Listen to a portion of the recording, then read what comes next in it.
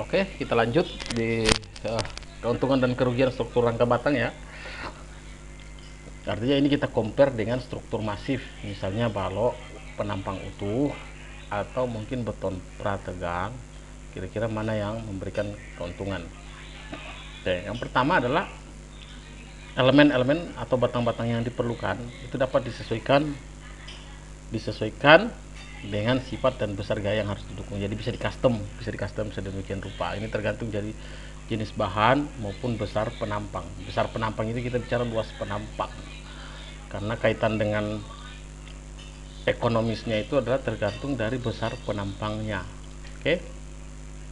Yang kedua adalah umumnya diperoleh struktur yang lebih ringan. Pasti dia akan lebih ringan, lebih kuat dan lebih kaku. Tuh. Namun ini kerugiannya nih, akan memerlukan ruang yang lebih besar dalam proses pembuatannya dan lebih mahal. Relatif lebih mahal. Tapi kalau kita bicara apple to apple per project, bisa jadi dia akan lebih efektif tergantung dari situasinya juga ya, tergantung dari lokasi project, tergantung dari letak project itu di mana gitu.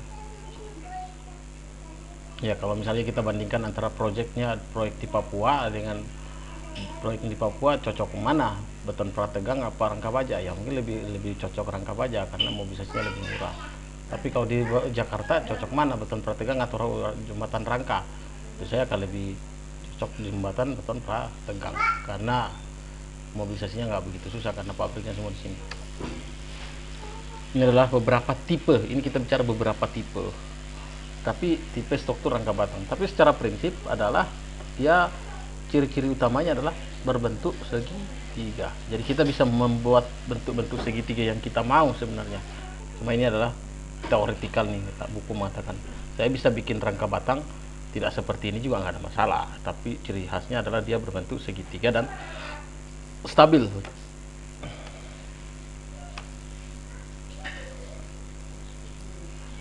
Oke. Seringkali plan truss dihubungkan dengan satu sama lain membentuk struktur 3 dimensi. Oke.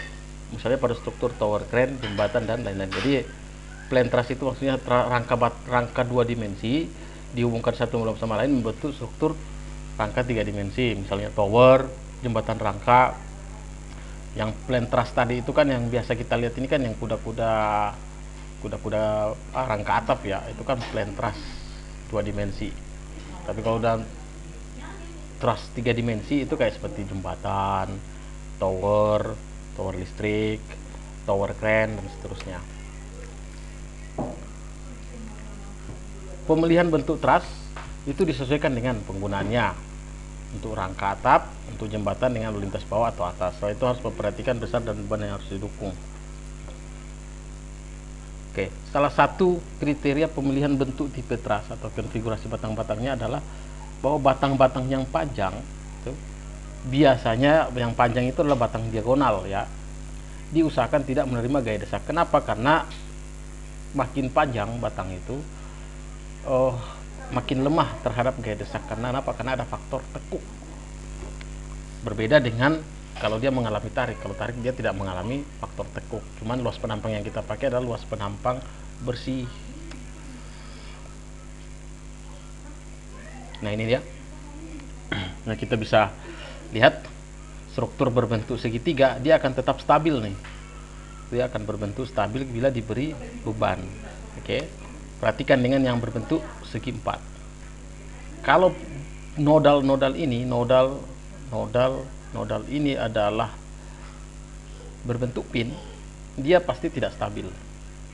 Karena apa? Karena dia bisa rotasi. Makanya dia harus berbentuk segitiga.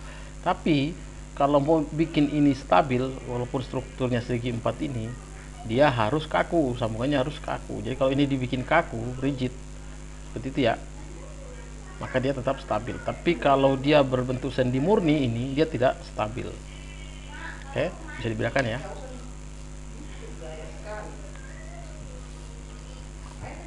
Nah ini adalah rangkai stabilitas. Jadi kalau kita bicara strukturnya itu stabil apa tidak,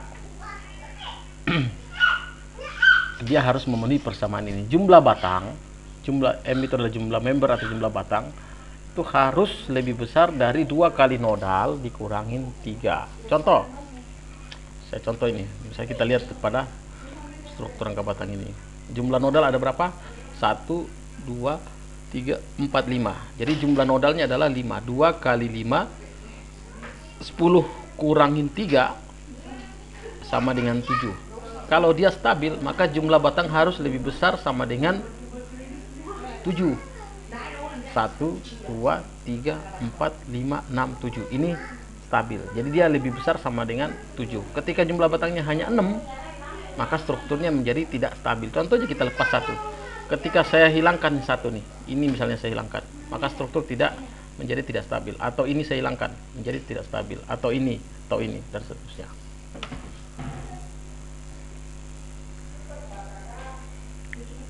Nah, ini lagi. Ini kita lihat lagi. Nah, untuk struktur seperti ini, dia tetap stabil sebenarnya, tapi dia menjadi struktur statis tidak tertentu. Statis tak tentu. Kenapa? Nanti saya tunjukin nanti struktur statis tertentu itu di mana sih perbedaannya. Struktur statis tertentu itu adalah reaksi yang dihasilkan lebih dari 3. Satu jumlah reaksi, kalau kita bicara portal, yang kedua adalah jumlah membernya. Nanti kita lihat kelebihan ya, kelebihan. Oke. Nah, ini adalah segi 4 ini adalah kalau dia posisinya sendi ini, maka dia tidak stabil. Tapi kalau andaikan ini dia rigid, maka dia menjadi stabil. Oke.